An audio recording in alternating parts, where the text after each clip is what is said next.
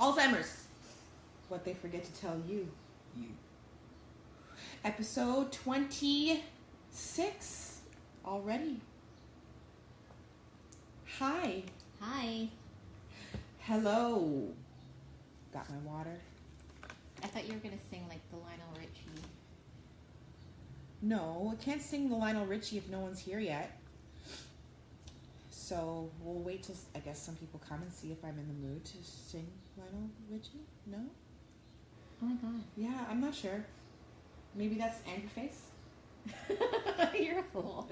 I'm not sure. Not sure. Hi, everybody. Hi, Bill. Good evening, everybody. Steve. I wish we could minimize so that we could, like, once it goes up, that's it. Yeah, like, if we don't call, it's just because we can't see. And it goes up so quickly that we can't catch everybody's name when you guys come on all at the same time. Hi, Jonathan. Jonathan. Hi, guys. Good evening. So we are in episode 26, like I said. Alzheimer's, What They Forget to Tell You, the book that this one wrote. How are you this week? I'm okay. Well, she's better than last week, so I'll take that. Scratchy is in the house. Is that his name? Yes. Bill, how are you doing? I'm okay. I already asked that. Yeah, She's okay. I'm okay. Not 100%, but okay. We'll take that. We'll say like what? 80? That's better than last week, right? Yeah. You weren't Hi, feeling Karen. Well. You weren't feeling well last week. I'm doing well. Thank you for asking. Hi, Cindy. Nash is in the house. Nash is in the house. Nash is in the house. Nash is in the house. Nash is in the house. W hater, you're giving me side eye. I don't appreciate that. No, that That's was okay. a blatant eye. Side eye is like me with my face straight, and I'm like, but I was like. Okay, hold on. Do that again. What is what? side eye? Oh, and then But what I did went you like do? this. Oh, so you gave me a front eye. I gave you full frontal. Whoa. I mean, moving on. So, how is everybody doing? Nice to see you. Thank you for tuning in. Because I know I was just telling Karen a little while ago that this is a pretty busy season with sports, playoffs, and all kinds of stuff. So the fact that you guys are tuning in and taking some time to, check us out. It's probably because it's just before something. Yeah, I know.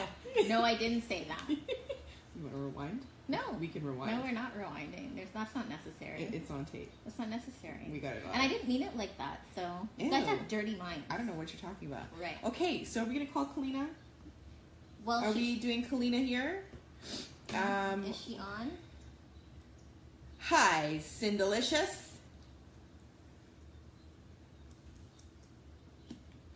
Cindelicious in the house. Oh yeah, Cindelicious in the house. Oh yeah. So today we are going to continue. Well, hopefully we're going to continue. From last week we had Kalina calling in, and she was talking and sharing about the differences between caregiving in the U.S. She's in Alabama versus here in Ontario. And Karen obviously is caregiving in the home, and Kalina is caregiving in the home as well. But then she has some assistance. Was it a couple days out of the week? Yeah, it's not very much. She just has like a nurse that comes in twice a week, and then she said her uncle and her aunt rotate to give her some time. Okay, so let me see if I can find Kalina, and see if we can do this. We should have. I thought this would have been the same type of deal. Oh, there she is, Kalina, invite. All right. Okay, let's see if that works. I don't know if you can do it like that. I think she just has to... We'll see. We're about to check that out. You okay there? Yeah. Everything okay? Yes. Is there anything that you wanted to share this week with us before we move on? Like what? I don't know. No. Tell us. What? Not sure? No. Okay. There's nothing. Good talk. Okay. All right. So. So in the interim, while we wait for Kalina, if she's going to be with us tonight, we should probably talk about self-care. Dun, dun, dun. Self-care is essential and important, not only for caregivers, but for women, period. Well, men too. Y'all have to like take care of your stuff. Stuff. Okay. The importance of self-care. So I think Bill, I was talking. Yeah, see, very good topic. Yes, Bill, because you've been absent and I know you've been stressed out. Bill, she's giving you the finger. No. Okay, and she gave you some neck too. No, I didn't. No. Yes, Bill, we missed you last week. We thought definitely it would have been a great episode for you to be in. We know afterwards that you were dealing with some things, but we definitely missed you, and would love to have you kind of chime in if you could one of these weeks. Would love to hear your experience with caregiving for your mom. But again, you were saying that it's important to do self-care. It's all good. Okay, good. For get a regular checkup, make sure everything's good with you, because if something happens to you, then the whole thing is over. The whole show is over. So we tend to neglect ourselves. Even we were talking about that. Even as mothers, we're always concerned with our children, and as a caregiver, you're always concerned more. You're so in depth with the person's health that you forget your own. And it's very stressful, so you have to keep in mind that you should really take some time out. You have to take some time out for yourself. So I don't know, Bill, how you do it. Like you're an only child and you're caring for your mom. So what supports, and very little support from PSWs. So I don't know how you do it. And I remember too, even Kalina saying last week, that was the kind of her entry into the discussion, was that she feels very isolated at most times, and her friends and her family, her other family and stuff, don't really understand what goes into caregiving and how the caregiver feels. So they end up feeling very isolated and alone because so much of their day is consumed by what they do, and they don't really feel like going out and being social and being around other people. So it is really good to hear other people's perspectives, especially, that are in similar circumstances, just to hear what you guys do for self-care. If you actually do things. I know massage is great, getting out to a spa once in a while. Bill says it's very hard and it's very isolating. Yes. And we were talking about that. Unless you're in it, you really don't know the challenges that when you're looking after someone, especially with a neurological disorder, which Alzheimer's and dementia is. Yeah, and when do you have time to do self-care? Very true, very true. However, if you don't do it, you burn out. You burn out quick. And it can get very overwhelming very fast. And then you were talking, same thing, like people fall into depression, people fall into sickness themselves because they're not taking care of the essentials that they need to for themselves, right? So did that happen to you? Yeah. Very early on, or was it more? No, it was more, see, the difference with me, I guess, if I have to say, is that when my mom was diagnosed, I had a young child, so I couldn't afford to, I couldn't afford to just say I can't do this anymore. You couldn't shut down. Because my son is depending on me. So I guess, in a sense, he kept me going until, I guess, of course there's a time where you hit a wall, and then that's it. And that happens when you just can't do it anymore. And so, is there a lead up to that, or is it just all of a sudden one day it's breakdown, I'm on my butt and I can't function, or I have to go and get medication, or... Yeah, I think you have to identify how you're feeling, and you have to be very honest with yourself. And it's hard, because it's hard to admit that... You can't handle it. Yeah, because you feel guilty. It is so, and it is depressing. You feel guilty because you're like, why am I not doing enough, right? Then you feel bad for feeling, because you go through all those emotions, like you start being resentful because you're not you're sacrificing your life yeah, for somebody else, but it's not their fault. But still, it's still a feeling, and it's a valid feeling. yeah, of course. And you know, I don't know. You do realize, oh my gosh, I'm so depressed, because then you start isolating. So yeah, Bill said he went to the doctor 6 months ago and was told by the doctor that he's diabetic, and it was very depressing. So something similar, yeah. Oh, Yeah. okay. And I guess, like, you want to talk about the 8 different stages, like you go through. You said the resentment, and then I said anger. It's like the, you know, I said I was going to come up with my own, because you know, Kubler-Ross, she was a psychiatrist who studied death and dying, Mm-hmm. and then noticed that people who were diagnosed with like an illness, or who were dealing with someone who's passed, actually go through like these 5 stages. And you know, I guess the first is denial, and then there's anger, and then there's bargaining, and then, you know, the last stage basically is acceptance. Mm-hmm. And it takes a long time to get to the acceptance stage. Okay. So, but then I think with Alzheimer's, because it's so challenging, you go through so many other ones, like guilt, anger, you probably go through resentment. There's a whole bunch of... Can you see us when that thing's on? I doubt it. No, I don't think it bothers them. I think it's just on our screen. Really? Pretty sure. Are you sure? No. Because that was just so like... I'm trying to figure out if I'm missing something with Kalina, but okay. Okay, well, basically, yes, I think you go through a whole array of feelings. Dealing with, you have to, I think of it, I try to break it down like this.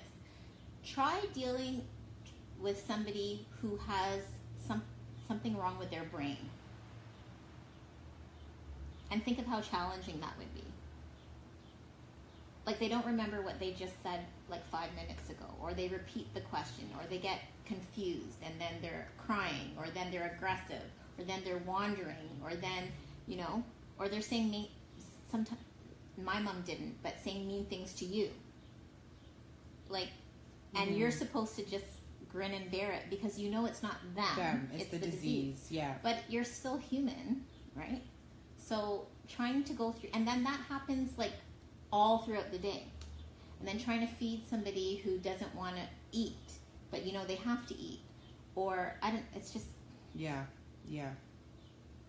It's literally dealing with an adult infant. Exactly. That's right. Same as me, Bill.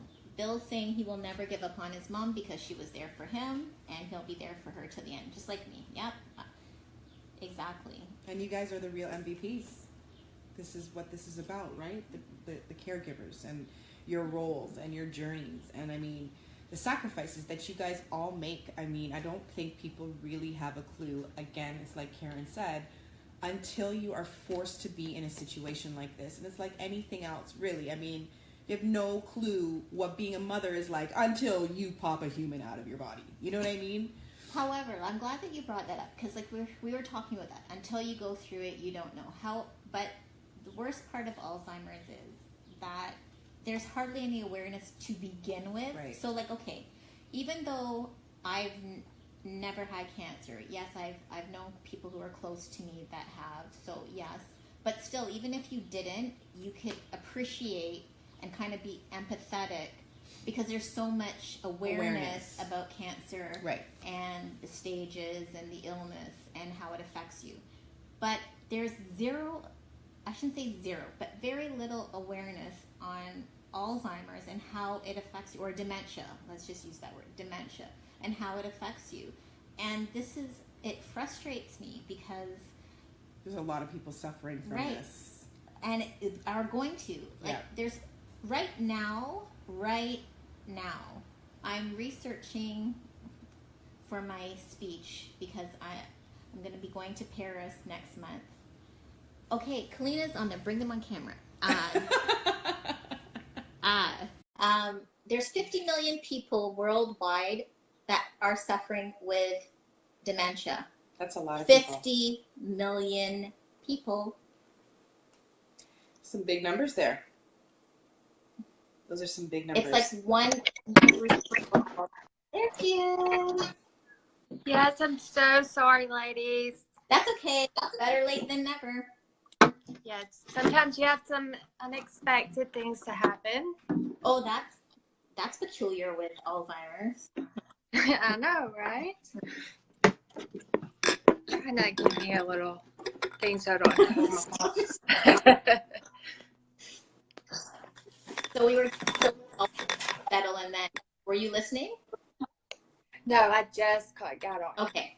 So we were just talking to Bill, and we're talking about how isolating it is, and how depressing it is, and every day is a new adventure. So you just had a little adventure, right?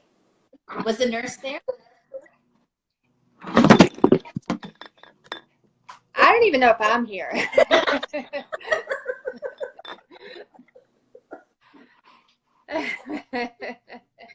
This is a comedy. Well, you look pretty. Yeah.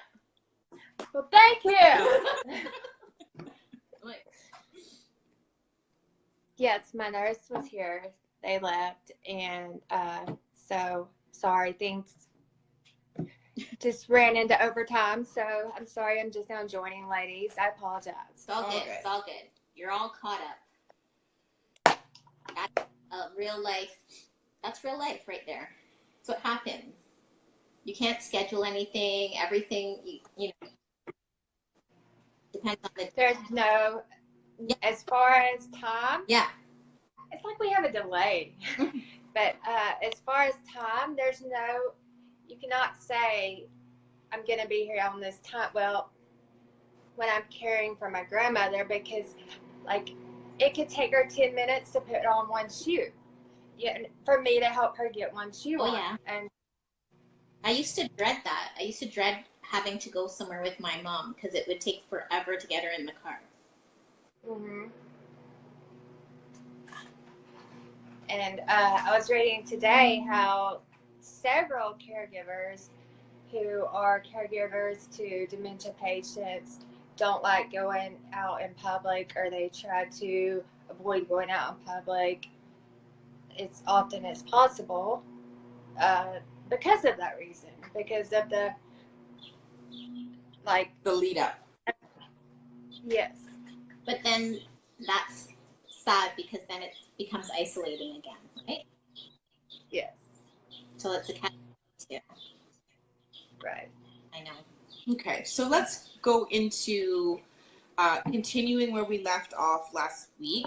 There was a few changes or corrections that you were trying to make, I think, with some of the stuff you had said. So we'll give you a couple of minutes to maybe do that, and then continue where we left off. What was the topic exactly, just for the people who didn't tune in last week, so that we give a little refresher? I guess the differences between, Ontario has what we call the LIN, which is the Local Health Integration Network, and they contract hours out to agencies, so nursing agencies, to give people hours if they qualify to come into your house to help.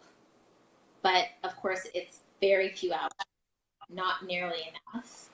And so we were talking about the differences between, I guess, Ontario and Alabama. And then my cousin in New York was talking about New York, the state of New York, and they have it seems like an excellent system there, because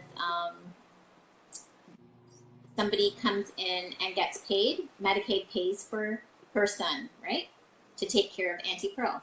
Okay. So, you know, it's different. It seems state to state, it's different. And Cindy's fear and confusion that they may have when they are outside. My dad became very distressed and would be aggressive. Sorry. So you have to say it out loud. Nobody heard you. Sorry. Okay, go. I can't hear from here. Oh, you can't hear. No. Yeah. So my sister-in-law, Cindy, says there's also the fear and confusion that they may have when they are outside. My dad became very distressed and would be aggressive. So it's a delayed post from what we were just talking about with the challenges of bringing an Alzheimer patient outside. And then nobody knows, because it's neurological and not physical. Nobody knows this person is sick. Like my mom never looked sick, so people wouldn't know. Like, oh yeah, right. you can't speak to her like normal. She's not understanding, and she might laugh inappropriately. She might say something inappropriate. Those were always my fears of like, oh my gosh, what if she said something? Because there's no filter. There's none. Like being humiliated, I would feel like humiliation for her. Yeah. You know, like I would feel bad for her because. What if somebody got angry with her for saying something? Oh, I would. I know. Right. So like it's a lot. It's a lot. Yeah. Yeah. Okay.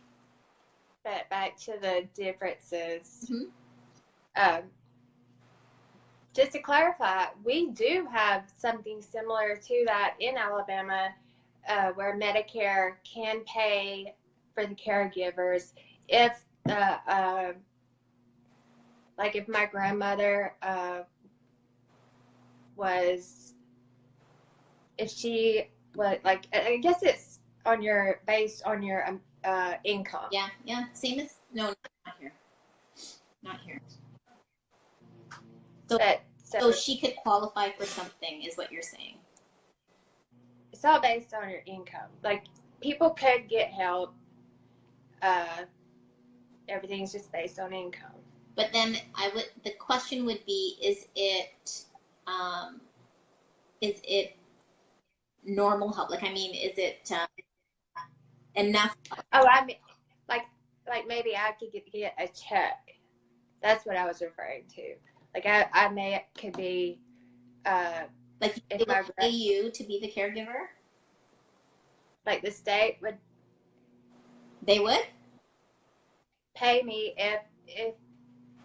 Also, the VA, like my grandfather was a vet. He was in the Navy, so they can also provide sources for like income for caregivers of the. See, we don't like. We definitely don't have. We don't have anything set up where they're going to pay a caregiver to take care of their. Really? Like nothing? Nothing. No way. Nope. That's crazy. That's crazy.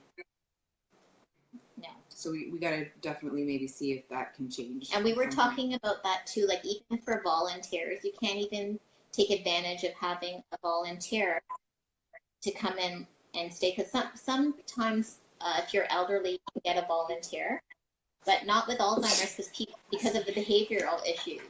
People are too afraid to volunteer to look after somebody with dementia. I don't know. We need to do something. This is ridiculous. Yeah. Yeah. It can't just be like continuing from last week. It can't just be because it's not physical, because you can't see it. An impairment is an impairment. I'm going to keep saying that. Doesn't matter if it's physical or neurological. It's still an impairment. That affects quality of life, right? Everybody's quality of life. Yeah. It's even worse. Because it's a domino effect. It's not just the one person, it's the entire community that is dealing with this one person. So it's difficult. Okay. I would be curious, because I know there's facts and figures, but they do talk about how much money a caregiver actually saves the state or the province because you're supplementing that care, right? Well, that would be a good point. I'm going to research that on how much money is being saved this way, taking care of somebody at home. Yeah. You let us know. Yeah, that would be interesting. Yeah. Okay. So, did you talk about anything else, Kalina?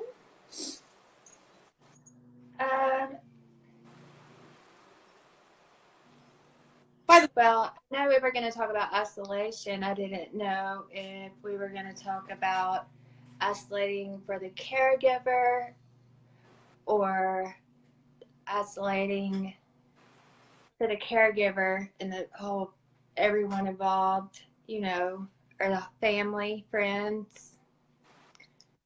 But yes, it is isolating because even from your family, it can be, and a lot even from your friends. Like you I know it's not that you blame them, but they don't know how to handle it. And I think a lot of it has to do with, I don't know, for me, a lot of it has to do with like responsibility.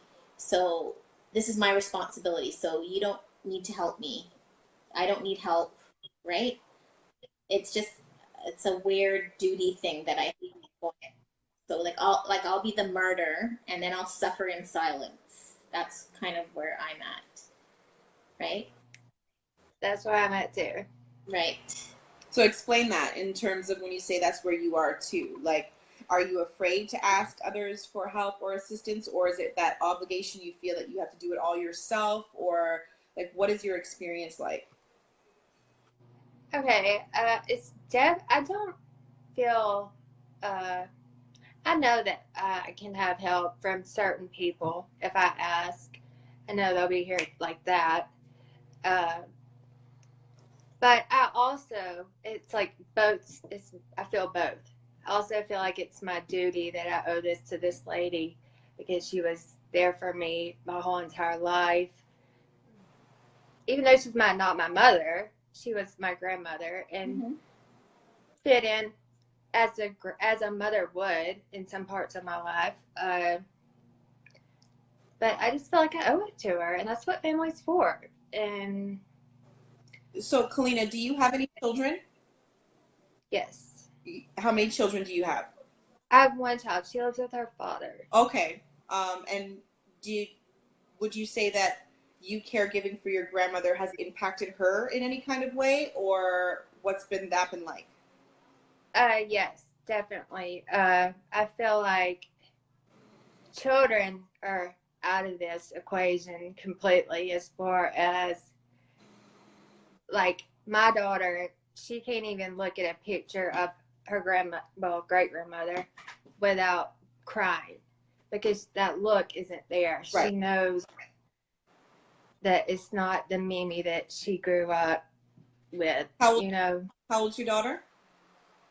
She is 14. Oh wow. Oh, okay. So you have like a teenager. Mm-hmm. Okay. I would have never known. Jeez. That's like Jalen. Jalen says my mom is like he looks at her like a patient. Like she's not like a grandmother. Like he knows she's right, but he never had that relationship with her Before she got sick. So he said it's sad because he doesn't have that bond. That is very unfortunate because she would have been bigger than life with him. You know, that's sad. Yeah. Sorry to cut you. Yeah, I wanted definitely to find out how that experience with your daughter in terms of, what that was like raising a child and how it affects the child and stuff like that too, right? Because that's a whole different topic. Oh yes, it definitely affects them. She can't even. It's not that she doesn't want to be around her, and that's what I was saying. I think that this only applies and is to what I think. Children are only qualified can say this. I want to remember her as she was. I don't want to be at it. How can I put it? No, you put it correct. That's exactly true. I say that to her. I want to remember my aunt with the memories I had growing up with her and not the way that she is now. And then, okay, on the flip side of that, I completely understand that. But then when we have to deal with it the day in, day out. So we have to see this. We, of course, don't want to see them like this either. So when people have decided, I can't see her like this, or it's too hard for me to see her like this, I just find like almost, as much as I know that's a very valid feeling, it's almost like a slap in the face telling a caregiver that.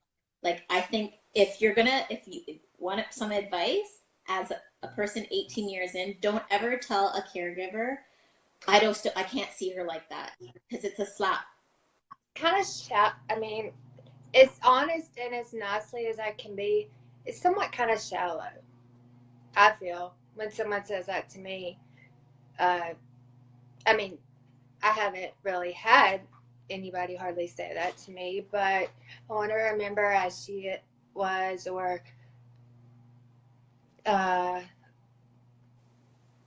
just all the common things that go along with, she won't know me, but Yeah. you know what? You'll know her. Right. You'll know her. Yeah, exactly. I have a lot of people. Well, she doesn't talk. So what? She might know that she might hear your voice, because the last thing to go is hearing, right?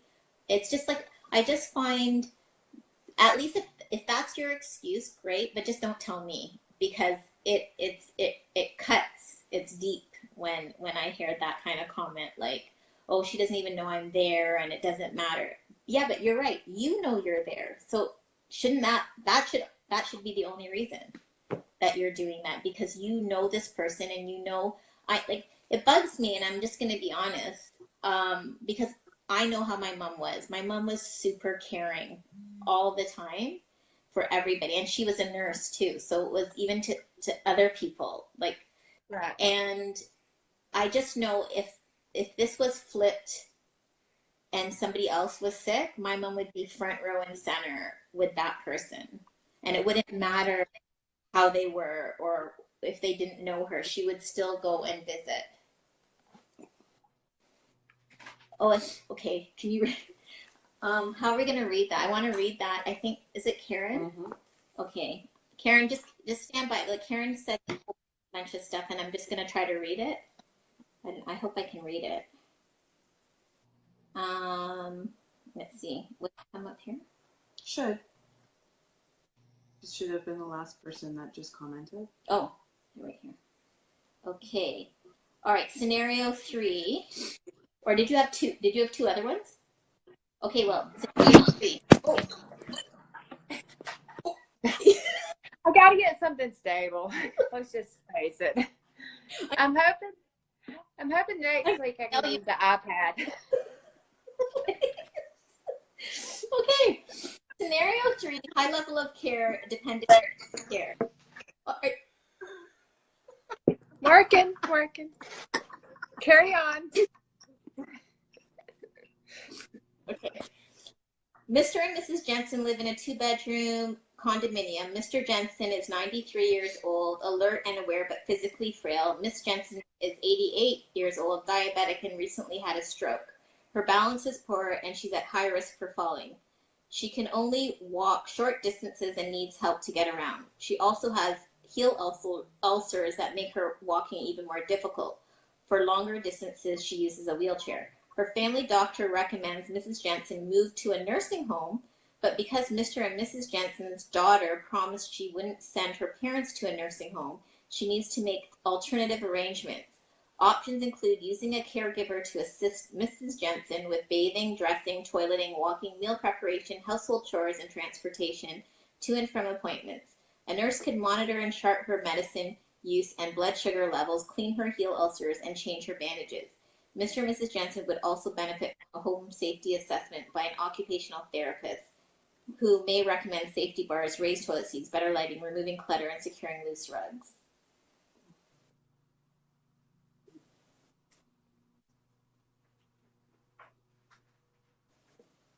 So, okay, Karen. So, are you saying that? So are you saying that she didn't get the care in her home? I guess. I'm so lost. I don't know what. So we're doing scenarios right now. What is this a scenario that she's going through? I don't know. Is that what you're going through? Well, no, obviously her mom has Alzheimer's, so no, I don't think she's going through that. Or are we just talking about home care versus nursing home care? Well, in her defense, I have been on the other side, and when you're talking, comments come in. By the time you're done writing and send it, y'all are on a new topic. Right. Yeah, so it could have been something that we said earlier. Maybe. Yeah, okay. All right, we'll have to get back to that after then and see where that fit in. Okay. What were we talking about before this scenario? We were talking about Kalina and... When people say... Oh, right. They don't want to see her They don't want to see her like that. Okay. And they can't see her like that. Okay. And yeah, there's like support groups for this that they have online, like the memory people and stuff like that, where you can go to vent when in reality, the person that you need to be venting with are these people, because there are so many. I was doing some research on it today, and there's several families that have this issue, that have a loved one with this disease. And it usually So one person. this is a lot of people say, I want to remember them like they are. That was a main thing people said. And the other one, like you said, where they say, I don't want to, they don't even know I'm there. They don't even know. Yeah. I don't like that one either. Like, they don't know. How do you know? How do you know what's in their mind? You don't know, right? It just truly boils down to excuses. Yeah. Is what I and that's why I was saying about my daughter. Like, I think children are excluded from this. And I may be biased because I have a child and I've seen her cry, but I feel like 19 and younger, they're excluded from this whole subject. Yeah. And I'm not pointing at anyone, I'm not saying any names. I'm just saying in general with this disease, I mean, I don't know if y'all have issues like that. I mean, I'm not saying that I do. I'm just saying that this is obviously a topic that most families deal with. Right. And so I guess bringing this up was really, for me, trying to find a different perspective, because like Karen said, when her mom got diagnosed, she had a newborn. She had a young child. And 18 years later, Jalen is not young anymore in terms of this baby. He's a man now. He's 18, right? And in my I just want to be thing, like, we were estranged at the time. Mm-hmm. And so I did not have any family here for support or help. For 15, that was hard. That was very, very hard. And I was reading on, I don't know if it was Google or some other thing that I had Googled, but there's these situations where you're finding that there are cases of women and men that are getting diagnosed at our age. That, or even 22. That are super, that are super young, like literally just got married, just got pregnant, in early 30s, just got diagnosed with stage 1 Alzheimer's. And I'm showing her and I'm like, that's like me or you literally starting out your life in terms of adulthood. You buy your home, you get married, you settle down, you start adulting, and you get this diagnosis at such a young age. And of course, it's going to affect your entire family. So it's not so much just looking at, oh, this is an old person disease now, and this is for my parents and my grandparents. This is really happening for younger generations as we are going through these stages. It's happening to younger people, right? So this is kind of why I wanted to... Well, it's the same thing. Even people were calling it old timers. They were calling it the wrong thing. I was about to say that.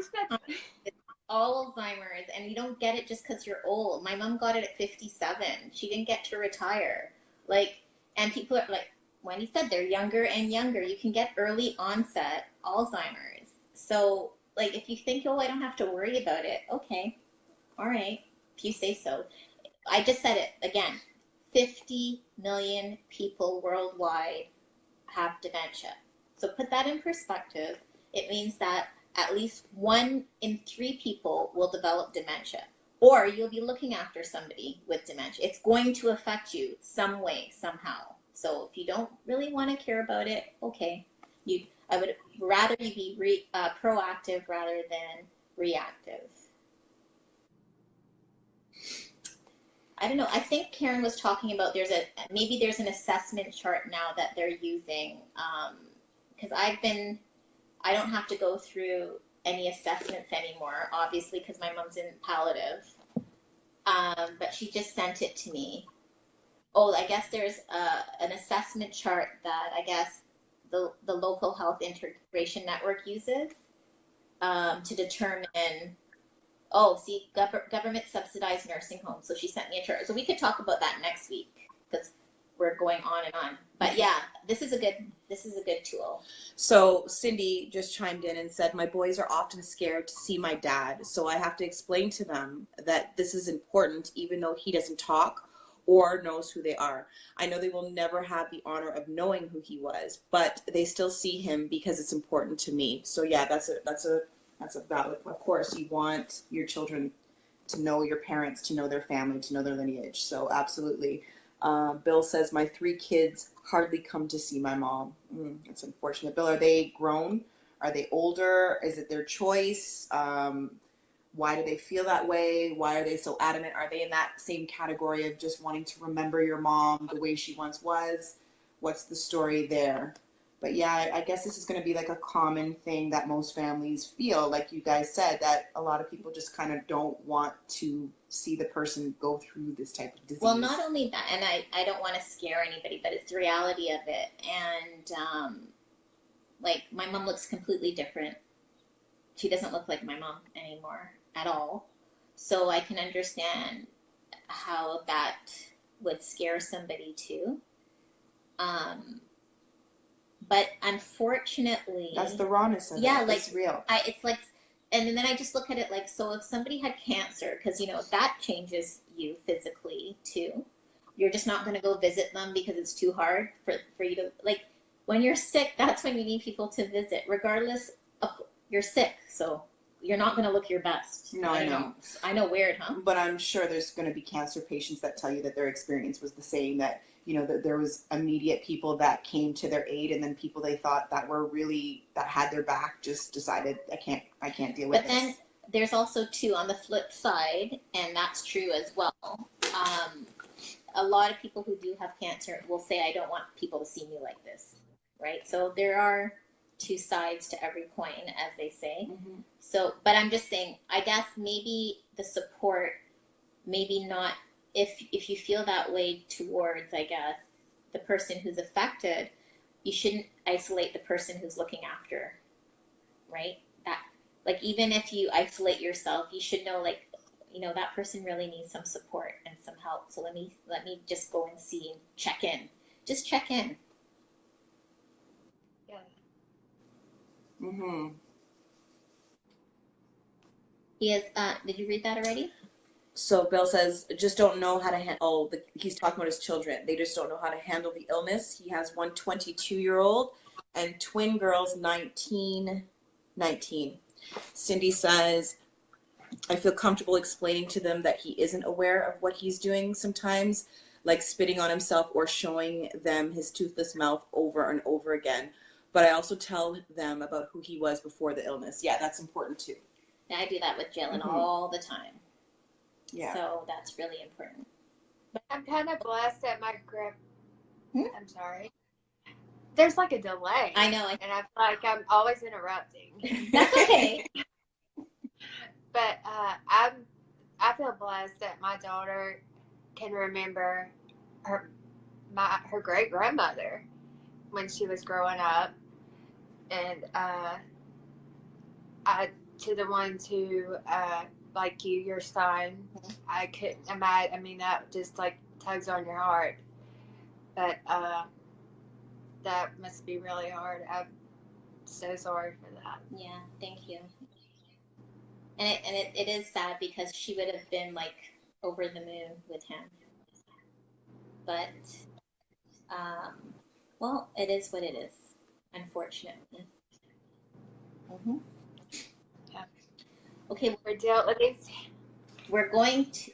This is long, so we have to sign. Why are you looking? Don't start with your side eye, front eye, frontal, back, five side. Little frontal. Don't. Okay. Major side eye. Yeah.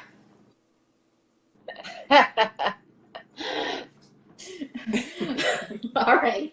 So next week, what are we covering? Well, we're gonna look at this thing, and then well, I'm sure there's we'll look at the comments. I'm sure there's lots of comments, and we'll go from there for next week.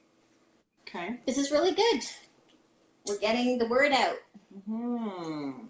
We really enjoy having you on, Kalina. It's always great to have a different insight and perspective, especially somebody that is hands-on going through this and journey. a young caregiver. Yes. You can't go the ways, but you can learn how to surf. That's right. Exactly. Surfing every day with my surfboard. Yes, I do. Surfboard. Surfboard. You're not from Alabama. Sure am. No, you're not. You really aren't. Stop it immediately. Oh, Lord have mercy. Only I'm allowed to speak that way. Exactly. All right, you guys, as usual, thank you for tuning in and supporting and, commenting and sharing and just share. Let's get the word out. And we're going to start our campaign. We're going to work on that, Kalina and I. And we're going to do this. Enough is enough. Yes. Right. Thank you guys for all the work that you do. You guys are the real MVPs. Much love and blessings to you all. And get Bill, on. we're going to have you on here one day. Yes. One day. That would be nice to have Bill on. Yeah. Just to share a different male perspective. Yeah, because that's like a very, and I don't want this to sound bad, but it's very rare that a son takes on that responsibility. And I know because you're the only child, so yes, but I mean, it is very rare. And that's very, very nice. So, Bill, Yeah. please consider, we promise we'll be gentle. Well, I will be. I don't know about her. Whatever. See the halo? There's a halo over my head. She's